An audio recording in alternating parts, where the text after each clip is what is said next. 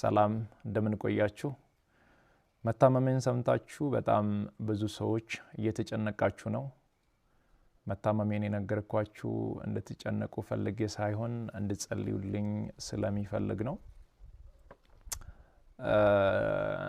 በርግጥ አዲስ ሚዲያ ኔትወርክ ጋር በነበረን ኢንተርቪው ቆይታ ጋዜጠኛው በድንገት ጠይቀኝ መታመሜን ነገራችኋለሁ አሁንም ቢሆን ሁላችሁም በየእምነታችሁ እንድትጸልዩልኝ ፈልጋለሁ ህመሙ የጀመረው አሁን አይደለም ተላምደናል ዛሬ አንድ አመት ከ5 ወር አካባቢ የሚሆን ይመስለኛል ያኔ ጎፋ በመሬት ናዳ ምክንያት ወገኖቻችን በሞቱ ጊዜ ለማገዝ እዛ ነበርኩኝ እዛ ታመምኩ ከዛ በኋላ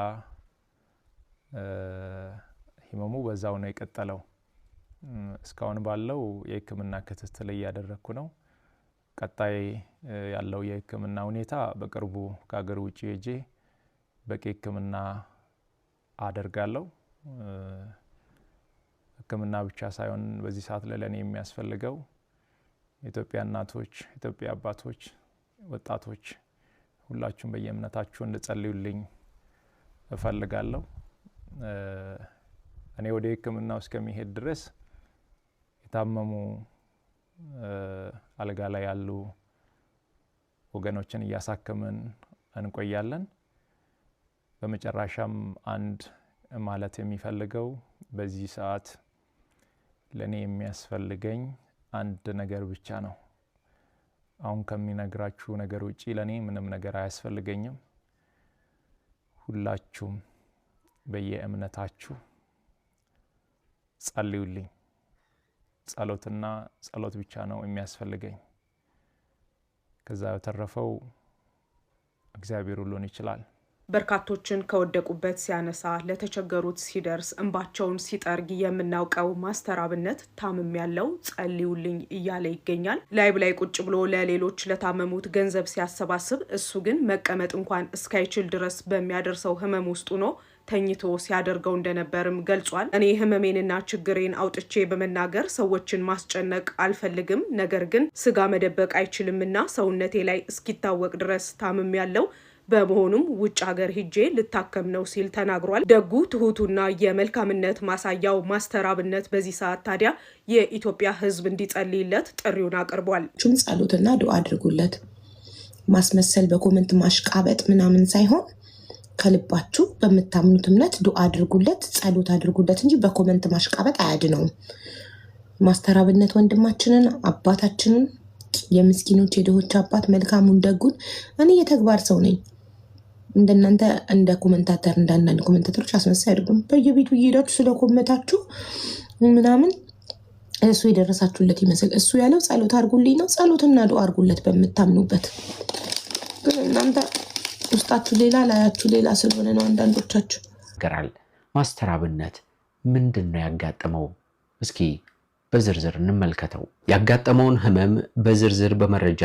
ያስረዳን አዲስ ሚዲያ ኔትወርክ ነው ማስተር አብነት ከበደ ማህበራዊ ሚዲያ ለበጎ ዓላማ በመጠቀም ተጽዕኖ ፈጣሪ መሆን እንደሚቻል ካስተማሩ ሰዎች መካከል አንዱ ነው ይለዋል መረጃው በሚሰራው የበጎ አድራጎት ስራ የተቸገሩ ሰዎችን ህይወት ለመለወጥ እንዲቻልም በተግባር ያሳየ ድንቅ ሰው ነው ሲልም ነው የሚመሰክረው ከሚያለቅሱ እናቶች ጋር ሲያለቅስ ከታማሚዎችም ጋር አብሮ ሲታመም በተፈጥሮ አደጋ ለተጎዱ ወገኖች ፈጥኖ በመድረስ የሚታወቀው ማስተር አብነት ማህበራዊ ሚዲያን ተጠቅሞ እርዳታዎችን በማሰባሰብና በመለገስ የብዙ ሰዎችን እንባም አብሷል እያለም ይቀጥላል አሁን ግን ማስተር አብነት ራሱ በከባድ ህመም ላይ መውደቁን ከአዲስ ሚዲያ ኔትወርክ ጋር ባደረገው ቆይታም ይፋ አድርጓል ሲልም ነው የሚናገረው መረጃው ችግረኞችን ለመርዳት ገንዘብ እያሰባሰብኩ ዝም ብዬ መቀመጥ አልቻልኩም የሚለው ማስተር አብነት የህመሙን ምክንያት ለይቶ ባያስቀምጥም እንኳን ስለመታመሙም ለማንም መናገር እንደማይፈልግ ገልጿል ለነሱ እኔ እርዳታ ሲሰበስብ ቁጭ ብዬ አይደለም መቀመጥ አልችልም ማስተር አብነት አንድ ወር ባልሞላ ጊዜ ውስጥ ብቻ 30 ሚሊዮን ገንዘብ በማሰባሰብ 5 ሰዎችን ለሕክምና ወደ ህንድ ሀገር ሄደው እንዲታከሙ ማድረግ ችሏል። እኔ አሁን ባልተመረመረ በሽታ ውስጥ ነው ያለሁት ብሏል። በምርመራ የማይታወቅ ታማሚ አንተ ትሆናለህ። ብትመረመር በሽታው አይገኝም አንተ ላይ ህመሙ አይታወቅም፣ ግን ሳይኮሎጂካሊ ትጎዳለህ። አይምሮን እያጣህ ነው የምትመጣው፣ ራስን እያጣህ ትመጣለህ። የሆነ ሰዓት ላይ ሳትትልና ራስን ትረሳለህ። በጣም አዝናለሁ። በእኔ ምክንያት ይህ ሁሉ ህዝብ እንዲጨነቅ በማድረጌ በጣም በራሴ አፍሬያለሁ። ማንም ሰው ባያውቅና ባይሰማ በጣም ደስ ይለኝ ነበር። ያው በአንዴ ወጥቷል፣ ምንም ማድረግ አልችልም። እረዳለሁ፣ በደንብ ይገበኛል። እንደ ወንድማችሁ አይታችሁኝ በጣም ስለምትወዱኝ እየተጨነቃችሁ እንደሆነ በደንብ ይገበኛል፣ እረዳለሁ። በጣም የምትወዱኝ ከሆነ በጣም ለኔ የምትጨነቁልኝ ከሆነ አሁን የምላችሁን ነገር እንድታደርጉ በትህትና ነው የሚጠይቃችሁ። ለኔ በዚህ ሰዓት ምንም አይነት የገንዘብ እርዳታ ወይም ድጋፍ አያስፈልገኝም። ለኔ በዚህ ሰዓት የሚያስፈልገኝ አሁንም ደግሜ የምነግራችሁ የኢትዮጵያ እናቶች ጸሎት፣ የኢትዮጵያ አባቶች ጸሎት፣ የወጣቱ ጸሎት፣ ሁሉም በየእምነቱ እንዲጸልይልኝ፣ ሙስሊሞች ዱዓ እንዲያደርጉልኝ ብቻ ነው የሚፈልገው።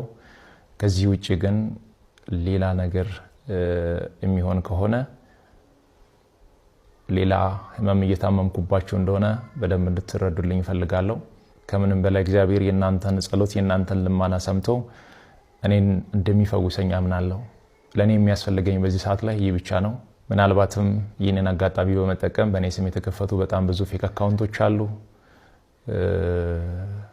ገንዘብ እንዳይሰበሰብ አደራ ማለት እወዳለሁ። ይህንን መልእክቴ ደግሞ ለሁሉም አድርሱ፣ ጸልዩልኝ። ሌላ ምንም እርዳታ አያስፈልገኝም። አመሰግናለሁ። ሰላም ቤተሰብ፣ ሰላማችሁ ይብዛ። ማስተር አብነት ወንድማችንን አሁን አናግሬው ነበር ከመሸ።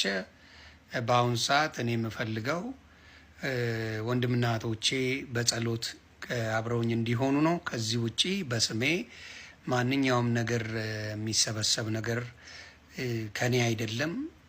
ልሰብስብም ላሉ ወንድምና እህቶቼ ወደፊት እኔ ስፈልግ ራሴ ነግራችሁና ከዛ በኋላ ይሄን እናደርጋለን። ለጊዜው ግን ጸሎት አድርጉልኝ ያለ ወንድማችን ስለሆነ አደራ በስሙ እንሰበስባለን ብለው የጀመሩ ሰዎች ማስተር አብነት ወንድማችን ይሄንን ከማንም አልጠየቅም። ለጊዜው ምንም የሚያስፈልገኝ ነገር የለም።